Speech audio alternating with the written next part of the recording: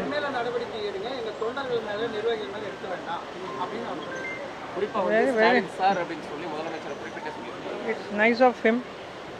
I mean, he says on him, பாக்கி பேர் வேண்டாம் என் மேலே பண்ணுன்னு சொல்கிறாருல்ல. மேடம், இப்போ நீங்க கரூர்ல இன்ஸ்பெக்ஷன் பண்ணிட்டு வந்தீங்க, ஆட்களை அதோட ரிப்போர்ட் வந்து அனுராக் தாக்கூர்ஜி இப்போ எல்லாம் கொடுத்தாருல்ல. He has already briefed you about what happened, everything he has briefed. So we are only supposed to go and give this report to our president, BJP president Nadda ji. இந்த report வந்து மறுபடியும் உச்சநீதிமன்ற நீதிபதிக்கோ இல்லை CBI என்கொயரிக்கு கொடுக்கறதுக்கு ஏதாவது? ஆமாம், அப்படி ஒரு பிளான் இருக்குது. அதே போல தமிழக வெற்றி கழக தலைவர் வந்து விஜய் இன்னைக்கு ஒரு ஸ்டேட்மெண்ட் கொடுத்திருக்கிறார். என்மேல நடவடிக்கை எடுங்க, எங்க தொண்டர்கள் மேல நிர்வாகிகள் மேல எடுக்க வேண்டாம் அப்படின்னு அவர் சொல்லியிருக்காரு. குறிப்பா வந்து ஸ்டாலின் சார் அப்படின்னு சொல்லி முதலமைச்சரை குறிப்பிட்டு சொல்லியிருக்காரு. It's nice of him. I mean, he says on him, பாக்கி பேர் வேண்டாம் என் மேலே பண்ணுன்னு சொல்கிறாருல்ல.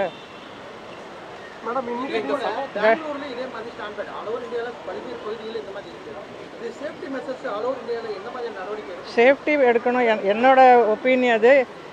எந்த இடத்துல யார் போனாலும் ஒரு சர்டன் லிமிட்டெட் க்ரௌடு தான் இருக்கணும். அதுக்கு மேலே போச்சுனாக்கா they have to be very very careful and warn பண்ணணும் பப்ளிக்கை. They can allow anybody to just come. எல்லாரையும் அப்படி விட்டானாக்கா இந்த மாதிரிலாம் ஆனால் நன்னா இல்லைல்ல நம்ம ஊருக்கு. மேம், விஜய் என்ன சொல்லியிருக்காருன்னா, நான் நிறைய மாவட்டங்களில் வந்து இந்த மாதிரி நிகழ்ச்சி பண்ணியிருக்கேன், எங்கேயுமே இந்த மாதிரி சம்பவம் நடக்கல, கரூரில் மட்டும் ஏன் நடந்தது அப்படின்னு சொல்லி இந்த சம்பவத்துக்கு காரணமே வந்து அது நம்ம இன்னைக்கு பார்த்ததுல என்ன தெரிஞ்சதுன்னா, இந்த ரோட்ஸ் ரொம்ப சின்ன ரோடு. அவர் வேறு இடத்துல கேட்டிருந்தாராம், அங்கே அவருக்கு கிடைக்கல, வேறு சின்ன ரோட்டில் கொடுத்துருக்காங்க. அங்கே அவரை பார்க்குறதுக்கு நிறைய பேர் வந்துட்டாங்க, அதனால ப்ராப்ளம்.